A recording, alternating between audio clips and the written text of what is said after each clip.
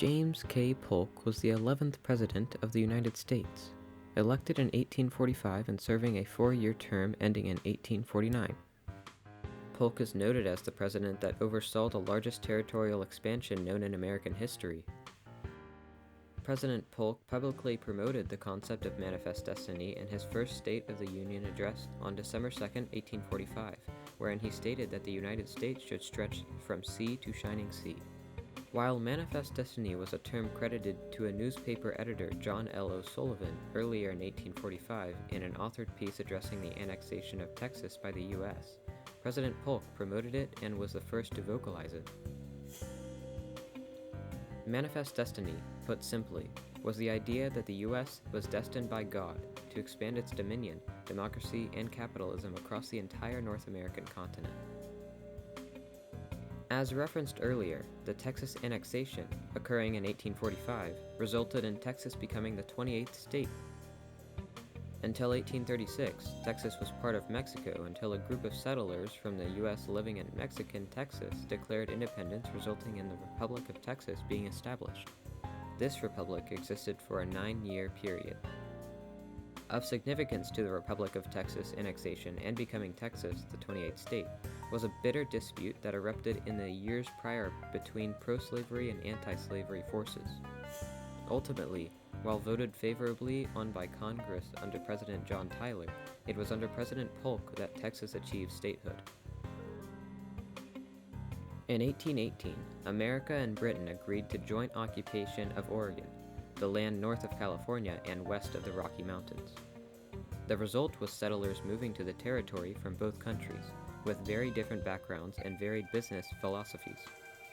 British prioritized fur trading, while Americans were somewhat eclectic in their pursuits, relying heavily on agriculture. The Oregon region offered fertile soil, prompting a mass population of Americans to settle in the area. Fur trading proved to be less than profitable, and the percentage of the population who are American created a significant challenge for the British. As such, the British instigated a settlement to claim the Oregon Territory. The pro-slavery and anti-slavery issue reared its head again, as any state or states resulting from the Oregon assumption would be free states. Northerners, being mostly anti-slavery advocates, pursued as much of the Oregon Territory as possible. James K. Polk, running for office in 1844, merged the Texas pro-slavery position and the Oregon anti-slavery position into a platform that joined the opposition. As the president, Polk asserted a bold position that he first introduced while campaigning that would support the 54th degree 40-minute north parallel as the border in acquiring the Oregon land. He further stated that the agreement with Britain would end within a year. 54, 40, or fight became a battle cry for those supporting expansion, specifically for Northerners, with Southerners dissenting and stating that they would not risk war with Britain over Oregon. The British, also opposed to war over Oregon, agreed to, and the U.S. Senate approved the Oregon Treaty, with Britain setting the boundary at the 49th parallel, the initial proposal shared with Britain.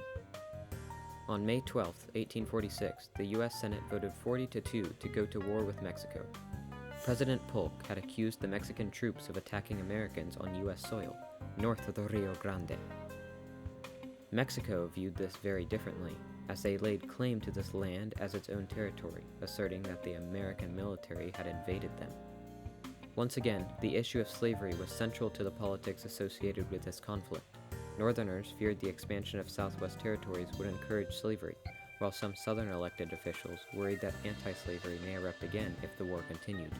The victory in the Mexican War and the signing of the Treaty of Guadalupe Hidalgo, as anticipated, sparked the North and South divide over slavery on newly acquired lands. Sectionalism, the exaggerated devotion to the interests of a region over those of the country as a whole, with slavery being a primary point of contention, prompted a bitter dispute leading ultimately to the Civil War. And with that, a new era of American history had began.